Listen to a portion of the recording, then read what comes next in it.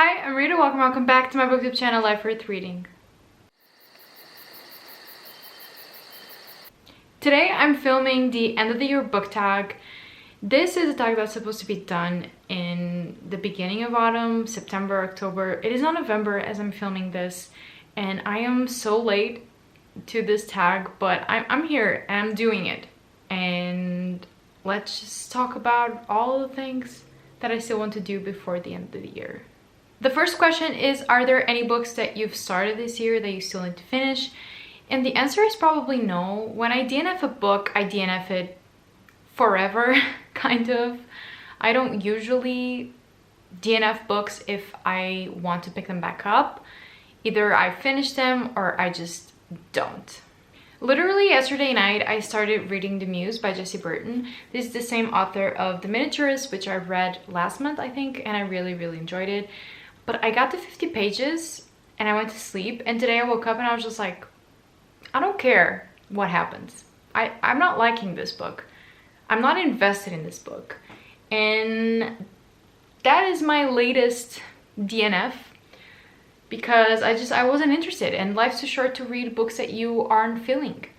And so I'm giving it back to the library and I'm just moving on with my life. But other than that, the books that I'm currently reading are Late Migrations by Hannah Rankle, I think. And I'm also listening to Matthew Perry's memoir, which is Friends, Lovers, and the Big Terrible Thing. And it's about his addiction and his life. And I'm 50% of the way through. I've been listening to it as I go on my daily walks. And it's really sad so far. I feel really upset. I'm very sad at his life and his struggles with addiction. It's been wild, but it's also been a enjoyable listening experience because he narrates it himself, and I love a good memoir and I love a good celebrity memoir. So it's been fun, but yeah, it's a sad life, and I wish him nothing but good health, honestly, because he has been through it. The second question is, do you have a book to transition into the end of the year? And honestly, usually this question is for autumnal books and fall reading books, but it's November already, cold is settling in, and I'm more on the winter vibe now, honestly. And so because of that, I'm really into spooky reads still, mysteries, and for that I do have some books that I think will be perfect for the end of the year. One of them, for example, is Moon of the Crusted Snow.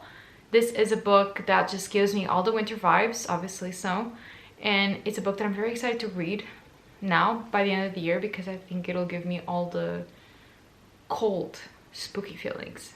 I'm also really looking forward to reading The Inheritance Games by Jennifer Lynn Barnes. It's in my November TBR, and it's just what I hope will be like a cozy, fun mystery. And also Vita Nostra. It's a book, a dark academia book that I am very excited to read. It's an Ukrainian book, and it just gives me all the winter vibes as well. And I hope it delivers on that, because at least what I think of it is that it'll be a very cold and frigid read. So I hope it delivers on it. The third question is, are there any new releases that you're still waiting on? And honestly, no. Most of the books that I was waiting for have already come out in the beginning of this month. Bloodmark by Tracy Dion actually comes out the day that I'm posting this, November 8th. And I'm very excited about that. I'm going to be doing a vlog where I reread Legendborn and then follow up with Bloodmarked. But I've been seeing some incredible early reviews already.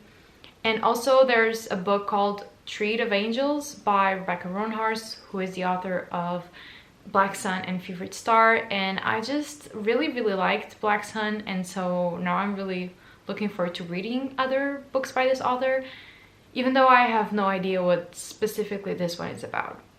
But I'm excited to read it. The fourth question is, what books do you still need to read before the end of the year? And there are too many, okay? It's too much. I've recently posted a video of the top 10 books that I want to read before the end of the year, and I'm not just going to be repeating all of that, so check out that video, also my November TBR, because those are all books that I want to read before the end of the year. But I'm really into catching up on some sequels.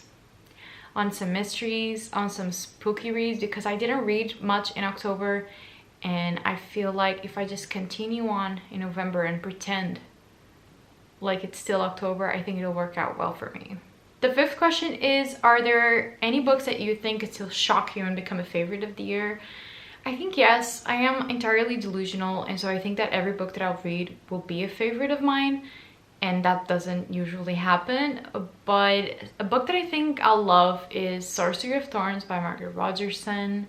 Also Bloodmarked by Tracy Deonn. I think I'm really going to like that one.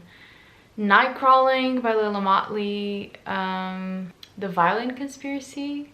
There's just a lot of books that I'm excited to read and that I think will be absolute top tier books to read, but we'll just have to see and wait and find out if that's the case.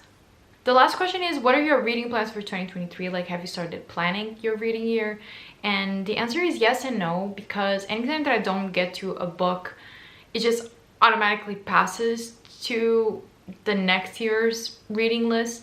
Therefore, all the books that I don't get to this year are still on my TBR for the next year.